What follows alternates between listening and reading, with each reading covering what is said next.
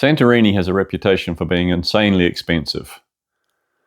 But we spent 4 nights here and we didn't blow our budget. In this video, I'm going to tell you how we did it. Hi, I'm Aaron. Welcome to Wander More, Work Less. Our goal was to see the island properly, not rush it, and do it in our own time, and do it affordably. If you've seen many of our other videos, the way that we achieved this was with a lot of walking. We love getting up early in the morning, before the crowds, before the tourists, before all the cruise ships have docked, wandering the streets, doing some hikes, really getting to see the place without all those crowds. For our visit, we intentionally skipped expensive tourist tours and those Instagram queue spots. We didn't go and see the sunset at Air. We could go and just see the sunsets near our apartment, which was still beautiful. So you'll get to see some of that. How did we get to Santorini? That's something useful to talk about. For us, it was part of our plan B for our European trip. So we flew in from Krakow, Poland, using Ryanair, affordable flights. We did take a taxi from the airport to our apartment. That's something that we don't usually do. But that was mainly because we didn't want to wait an hour for the public bus. The first evening when we arrived, we couldn't resist. We had to go up and have a look at the caldera views. We had to just get up there and have a quick look at this place. What surprised me the most was it was as amazing as everybody kind of says it is. I expected it to be, just overhyped, touristy, that I really wouldn't enjoy it as much as people kind of make it, how people make it out to be. It was every bit as amazing as what you see in Instagram and on TV. Santorini was our entry point to the Greek islands and a planned ferry hopping trip across the Mediterranean. So for us, leaving by ferry made sense. We used Blue Star ferries leaving Santorini. They were the most affordable and suited us in terms of the time. They're not a fast ferry service, so the next trip we took was quite a long one. No spoilers though, we're not telling you where that place was.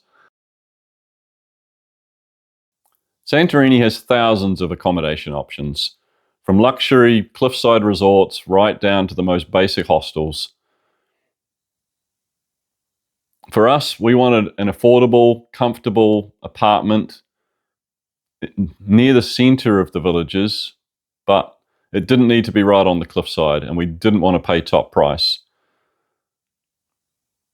The one that suited us the best, which we only booked a couple of weeks before we arrived, it wasn't booked months in advance, was called Ursi Villas. It's a low-rise, 2-level style apartment complex. It's on the side of the hill near Ferro Stefani. It doesn't have the epic cliffside views, but it does have some views out over the island, over the back of the island. It was in an ideal location for us because it was close enough to walk up into Ferro Stefani. It was close enough to walk to Ferra town. It wasn't too far away from the public bus stop that we were going to be using to visit places in the island. And it was reasonably close to the airport. Our apartment was pretty much like a small hotel room, just normal sort of beds, comfortable, but it had a small kitchen, so we had enough utensils and cooking pots there that we could cook while we were there and save a little bit of money on food. Even though this apartment was affordable, it also had a pool, which was just, brilliant on these hot, sunny days that we had here.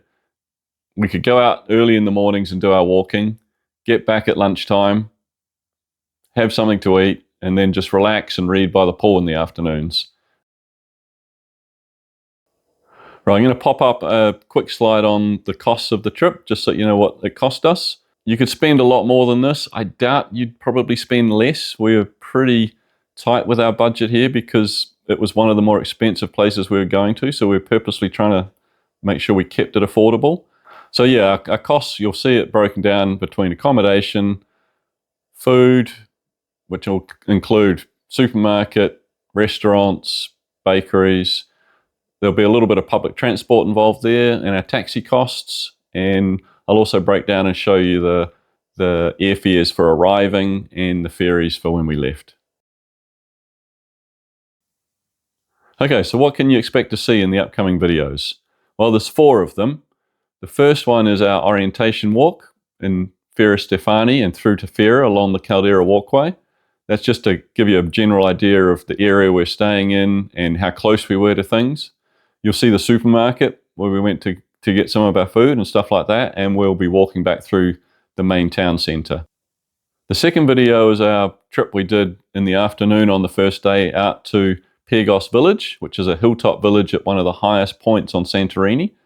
You'll see the walk that we did up and around the village, and you'll see why it's on one of the cruise ship tourist routes. It's a really pretty place to visit and really enjoyable.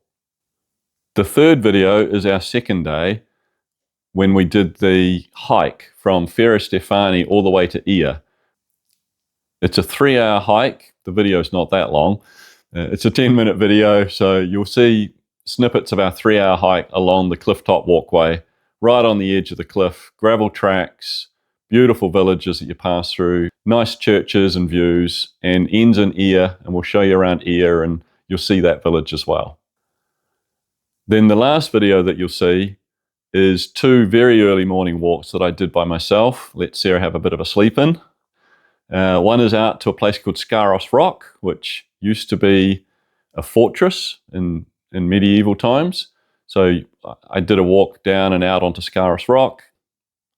The second part of the last video is a walk I did down to the old port on the zigzaggy donkey trail. So that was on the last morning just before we left.